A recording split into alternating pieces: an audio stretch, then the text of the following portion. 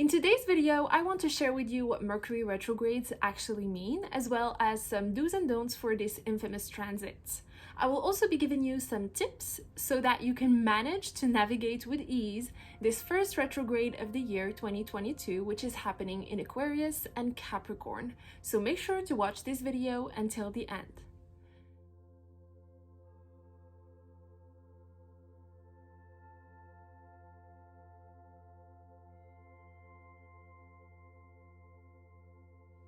Hello there, beautiful souls. Welcome back to the Living Simplyy channel. My name is Fatih, and I'm a holistic astrologer on a mission to help you reawaken to your true inner divinity. How do I do this? Well, mainly through astrology, by translating the cosmic language of the stars so that we can use it in a practical, useful, and simple manner in our everyday life. I also like to dive deep into other spiritual modalities and practices, so meditation, shadow work, magic, spiritual symbols, and whatnot. So if you want to join in the fun and become part of this beautiful, ever-growing community, make sure to hit that subscribe and notification bell so that you can stay up to date whenever I release my new content. Let's begin. So in a nutshell, Mercury retrograde is not this horrific time where all hell breaks loose, as it is sometimes described by pop astrologers. As confusing and funky as it may be at times during Mercury retrograde, this is an ideal time to go back, reevaluate your limiting beliefs, to pick up some projects that you've neglected. This is an ideal cosmic opportunity to go back in time, go back in space, and have a second chance at whatever you were doing. And oh boy, do we need those second chances at times, right? So if you have the proper mindset and if you focus your energy on the right things, planetary retrogrades, including Mercury retrograde, can be groundbreaking times. Let's first take a look at what this Mercury retrograde specifically means in the zodiac. For those of you who don't know what Mercury retrograde is, let me begin with a few explanations. So 3 or 4 times a year, Mercury appears like it is moving backwards in reverse motion on its orbit.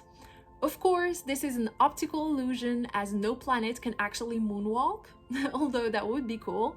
But from our standpoint on Earth, this is how the planet looks like. We look at it we look at the path of the planet, and then it stops and it starts doing a weird thing backwards.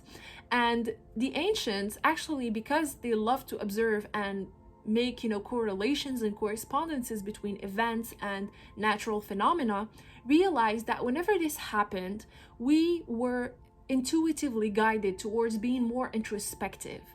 So in a way, if you pay attention and focus your energy on the planetary retrogrades, you can actually come out of this period feeling reborn. The reason for that is because you can have access to new possibilities, new fresh solutions, to the problems that you may be facing in your everyday life. In a way, the world is still the same, the world will still be the same, but your perspective, your approach will be different when you will be out of a retrograde. This is very important to keep in mind. So in astrology, Mercury is related to our mind. This is how we think, how we communicate, how we process and gather information, but also our memory and how we remember things, events, places, situations, etc. By the way, if you're interested in what each planet represents in the zodiac or in your natal chart, make sure to watch this video. I will put a link in the description box, or somewhere over here. I had a video just about that can help you. So like I was saying, Mercury is related to our mental space. And Mercury is actually ruling over 2 signs in the zodiac, Virgo and Gemini, and both these planets are very similar because they're mutable, but they're also very different because they represent the 2 expressions, the 2 octaves of Mercury. They both have this observant, intellectual nature, but they express it in completely different ways. On one hand, you have the technician, you have the detail-oriented, the very hyper-specific sign expression of Mercury, which is Virgo. So this is, if I had to give an example, it would be in a car factory, the person who knows everything that needs to be learned about car batteries. This is the expert. He knows the details of the details of the details of these elements. And on the other hand, you have the air sign Gemini, who is the engineer. He doesn't know everything about the car battery itself, but he knows everything that he can learn about the complex puzzle structure of this car and how everything fits together. And this is the beauty of these two signs and how they're ruled by Mercury, is that they're both the way we think. Sometimes we are hyper focused on the details, and sometimes we are thinking about this complexity, this puzzle-like situation where all the elements, all the little bits of data and information merge and influence one another. To summarize this little portion about what Mercury means in the zodiac, because Mercury is related to the mental realm, during its retrograde phase, during the weeks of the retrograde, it can be very easy to slip into Freudian slips, into forgetting, misspelling words, maybe, I don't know, having hurdles in technology, because I forgot to mention Mercury is also related to technology and whatnot. But anyways, there can be some delays, some lurches or kind of bugs happening in the system, because we are actually moving in a different direction. We are not going in the same natural order of mental processes. And actually during the retrogrades, the retrograde of any planet, actually, what is important is to focus on every single word that starts with RE.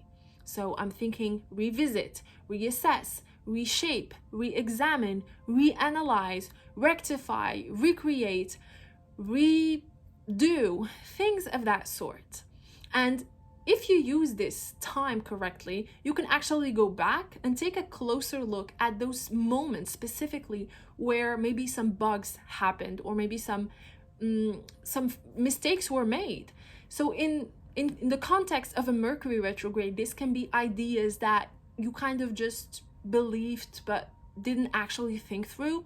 Maybe this is a logic that is not that logical after all. This could be communications that were hurried, that were even forgotten, that you forgot to say something, to express something that needed to be out there, or you said it in a way that does not align with who you are anymore, with who you are today. Here's some simple do's and don'ts for Mercury retrograde. First things first, do be patient with yourself, because it may take you longer than necessary to actually get your words across or get your email or text across.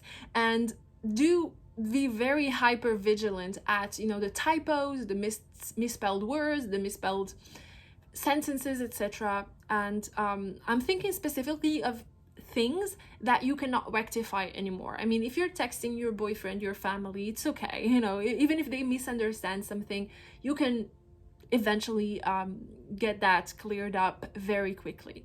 But if you're writing a book, as an example, and you're sending that last version of it, please give yourself an extra hour to look over it and re-examine. The same goes for an important mail that you have to send to a partner or to a business meeting, etc. This is very, very important. You have to allow yourself to be a little bit more introspective and analytical than usual, because it will help you on the long run to make impeccable messages and actually get your point across in a very innovative and interesting way that people will actually relate to. Because our thought process is different during a Mercury retrograde, it is actually very interesting to be patient with others too. So not only am I asking you to be patient with yourself and giving yourself more time to relook, rethink what you send to the world out there and what you think, I'm also asking you to do the same with others. If someone is trying to convey a message and you're not necessarily agreeing, during a Mercury retrograde, maybe ask more questions. Ask that person, what do you mean? What do you actually mean? Do not jump to the conclusions that you want to jump to just because you think that that makes sense. It makes sense to you, but it may not be the actual message that this person is trying to convey. So please do find that place in your heart of compassion and gentleness with others, to look at them in a different angle. We're all going through this Mercury retrograde, and actually some of us are actually born with a Mercury retrograde. I am. And in my childhood it was actually very difficult to, and even right now it is sometimes difficult to get my point across, because my thought pattern is different than everyone else's. And the people who actually get me, those who can, are the ones who are patient and who are open-minded enough to realize that if we want to go from A to Z, we don't necessarily need to go A, B, C, D. We can go from A to G to B to D. It all depends on the perspective and desired effect that we want. But if the result is the same, please keep an open mind and let others talk to you or share things with you or inspire you in slightly different ways than you're used to. Along the lines of what I was saying about being open to different things, different perspectives, I also urge you to consciously choose different paths and different roads to reach the destination that you want to reach. And I'm not just speaking of real destinations, but I'm also speaking of projects, goals, dreams, etc. Choose different. Make things slightly different, because I think there's a proverb that says insanity is literally doing the same things over and over again and expecting a different result. This is what I'm speaking about, and this is what Mercury retrograde invites you to do. I'm gonna give you an example so that this sinks in even deeper. Let's say you go to work every single day at 9 a.m. and you take the shortest road out there. This is the road with less traffic. You know this road well, you take it every day, you commute there. Well, today, if it's Mercury retrograde, please choose another one. Yes, it could potentially, get you lost. You could arrive late at work.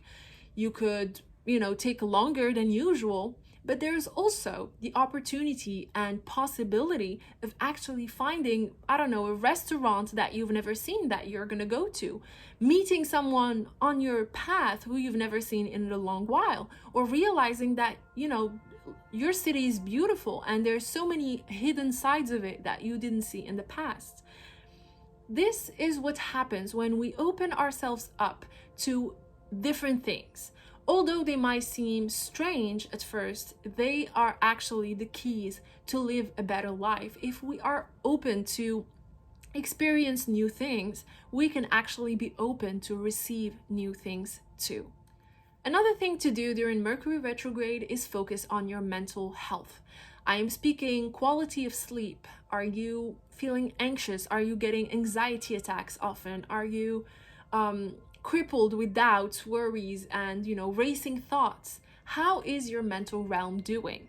This is the great time, since we're in an introspective phase in Mercury retrograde.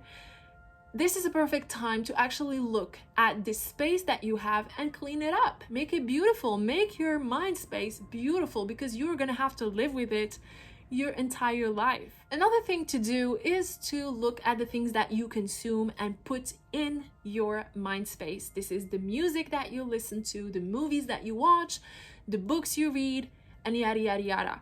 All of these small things that we consume every day are fuel. They can either fuel you for greatness, or they can actually dumb you down. They are actually gonna, take you downward. This is a spiral that can be very toxic, very dangerous, especially since our mental realm is so connected to our subconscious mind. And our subconscious mind, which is our divine feminine, is where the magic happens. This is where manifestation comes from. This is the place where the divine can actually express itself through you. So if you're consuming garbage, trust me, you're sending the message to the universe that this is what you want to attract. So pay close attention to what you feed yourself, what you feed your soul, what you feed your mind, because it will help you so much in the long run. So do take a closer look at your subconscious programming as well as your dreams. Have a dream journal if you don't have that yet. I have a video on dream interpretation, by the way. Please make sure to check it out. But yeah, do focus on your dream and subconscious mind, because that's where the magic happens. And if there's any solutions that are going to come to you, there's a high probability that they're going to speak to you in a different language than what you're used to. They can speak to you through numerology, through synchronicities, through karmic encounters, or kind of fated events that just fall into place and push you towards becoming the person you're meant to be. To navigate Mercury retrogrades better is to not focus so much on exes coming back. Listen, as an astrologer who worked with more than hundreds of clients, and as a person who saw and read and heard stories of people around me, it is actually less common than you would think to have exes coming back. What would usually happen is that you would find Mercury retrograde as an excuse and text your ex back. That's like, no, we don't do that over here, okay? We do not use astrology as an excuse to justify shitty behavior. Don't do that. I don't condemn it. I don't agree with it. So it's not Mercury retrograde's fault if you want to text someone from the past. But what I do see is people from the past sometimes emerging in very awkward or random situations. And when that happens, it usually tells us that there were some things left unsaid and heard and felt and expressed that need to be addressed. Sometimes this can be as simple as looking at someone's profile on LinkedIn, someone you haven't seen in a while, or thinking of someone who really disappeared from your life completely. You didn't think of them in the past 12 years and now suddenly you're thinking of them. Or meeting someone from high school and you're at the grocery store and boom, you find them. When this happens, ask yourself, is there something that I need to tell this person? If not, that's fine. Is there something I need to tell myself when I was with this person in the past, when I used to know, date, befriend, or whatever this person? The last tip I have for you today in order to better navigate Mercury retrogrades is to focus your energy, your awareness, your consciousness on learning more about yourself. Like usually when we think about learning, we think about learning Spanish, learning dance, learning science, this and that, but we forget that the most important key component of everything is learning about ourselves. So if you want to go and start a therapy session, do hypnotherapy, regressive hypnotherapy, a past life reading, a birth chart reading even, everything that you can do to learn more about yourself is amazing to do during Mercury retrogrades, because you are much more open to receive and you are much more open-minded to actually look at things differently, to look at the patterns in your life, to look at the thought processes, the phases that you were in. You have that much more depth when you are in Mercury retrograde. And by the way, if you want to book a birth chart reading with me, please make sure to DM me on Instagram or check out the services that I offer on the link in the description box or on my website, livingsimplyy.com. And speaking of my website, if you are interested and curious to learn more about the first Mercury retrograde of 2022, which is happening in the signs of Aquarius and Capricorn from January 14th until February 3rd, please make sure to check out the article that actually inspired today's video on my blog, livingsimplyy.com. And on this note, I will be seeing you next time. Thank you so much for being here, for watching this video. Again, make sure to subscribe, to comment, to like, and if you have any video suggestions for me, let me know either on Instagram through private DMs or over in the comment section below. I'll be seeing you next time. Bye bye.